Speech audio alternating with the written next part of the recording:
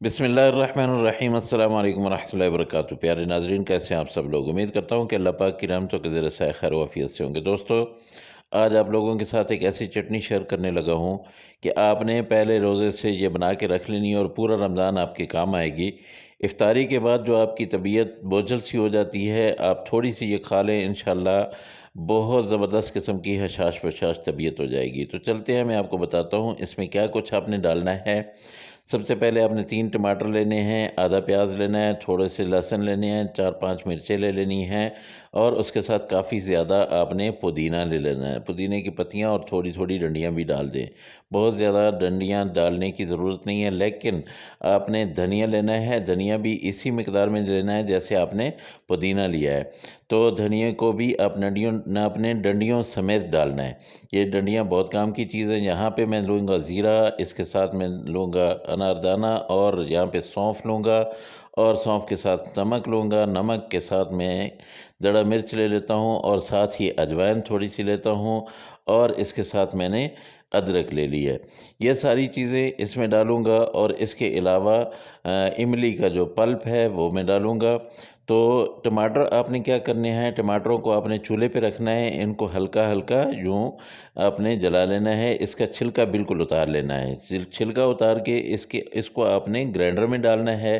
Grinder में डाल के उसके बाद आपने बाकी चीज़ें इसमें डालनी हैं। सबसे पहले मैं मिर्च डाल देता हूँ, छोटे साइज़ की, आप इसको काट लीजिएगा। उसके बाद मैं यहाँ पे लहसुन डालता हूँ, लहसुन के भी मैंने जवे पूरे नहीं रखे हैं, उनको भी काटा है दरमियान में से। अब प्याज मैं आपको दिखाता हूँ कि प्याज भी मैंने छोटे पीसेस काट लिए हैं, ये मैंने डाल दिए और इसके साथ मैं पत्तियाँ डाल देता हूँ पुदीने की।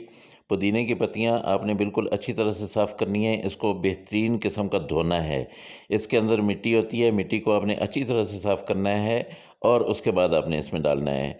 और आपको बताऊँ कि इसकी पत्तियों के साथ-साथ ये जो डंडियाँ मैं डाल रहा हूँ ना, इन डंडियों का बहुत फ़ायदा है। मैदे को ठंडा रखता है और इसके साथ-साथ आपका वेट लूज़ करता है। हाज़मे को बहुत अच्छा करता है। यहाँ पे मैं डाल डाल दूँगा धनिया। धनिया जो है ये भी मैं डंडियों समेत डाल रहा हूँ। अक्सर लोग डंडियाँ फेंक देते हैं और पत्तों का इस्तेमाल ज़्यादा करते हैं, लेकिन मेरी आप लोगों से दरख़्वास्त है कि डंडियाँ जो है ये इसके साथ आप ज़रूर इस्तेमाल किया करें। ये भी बहुत फ़ायदेमंद चीज़ है। धनिया के साथ अब सौंफ डाल देते हैं। सौंफ के साथ आपने अदरक डाल देनी है, जो पीस छोटे-छोटे काट के रखे हुए थे, वो डाल देने हैं। इसके बाद ज़ीरा है, ज़ीरा भी आपने इसी तरह ही डालना है, साबित डालना है। जब आप इन चीज़ों को ग्राइंड करेंगे तो सब चीज़ें यकजान हो जाएँगी। ये बहुत मज़े की चटनी बनती है। अजवाइन भी मैंने सारी डाल दी है और आपको पता है कि अजवाइन तो मैदे की बिल्कुल सफाई करता है, बहुत ज़बरदस्त किस्म का मैदे के अंदर जुमला बीमारियों का इलाज है। तो नमक, मिर्च वगैरह जितने भी थे, अच्छा ये सारी चीज़ें जो थी ना, सिवाय अनारदाना के, अनारदाना जो है वो 2 चम्मच थी, बाकी सारी 1-1 चम्मच ये सारी चीज़ें थी। अगर आप इनको चम्मच से नाप करें तो वैसे मैंने आपको दिखा दिया था कि ये इतनी मिकदार में है, लेकिन अगर आप चम्मच देखें तो ये 1-1 चम्मच थी। अनारदाने को मैंने अलग से दरदड़ा सा कर लिया है। इसको लंगरी में मैंने वो कूटा है और इसको दरदड़ा सा कर लिया है। यहाँ पे मैं इमली का ये पल्प डाल देता हूँ, ये आधी आधी प्याली है। आपको अगर ज़्यादा खट्टा पसंद हो तो आप इसको थोड़ा-सा बढ़ा भी सकते हैं। तो इनको मैं ग्राइंड करके फिर मैं आप लोगों के सामने पेश करता हूँ। ये देखिए, हमारी चटनी बिल्कुल तैयार हो गई है। तो मेरे दोस्तों, अगर आप सब लोगों को मेरी ये वीडियो पसंद आए, अच्छी लगे, तो बराए मेहरबानी मेरे चैनल को ज़रूर सब्सक्राइब करें और अपने दोस्तों के साथ इस वीडियो को ज़रूर शेयर करें और मुझे अच्छा और प्यारा सा एक लाइक और कमेंट ज़रूर दें। जो मेरे पुराने दोस्त हैं जिन्होंने मुझे ऑलरेडी सब्सक्राइब किया हुआ है, वो अपनी फैमिली और फ्रेंड के साथ मेरी वीडियो ज़रूर शेयर किया करें, ताकि हम सब लोगों का ताल्लुक़ और रिश्ता जो है वो कायम और दायम रहे।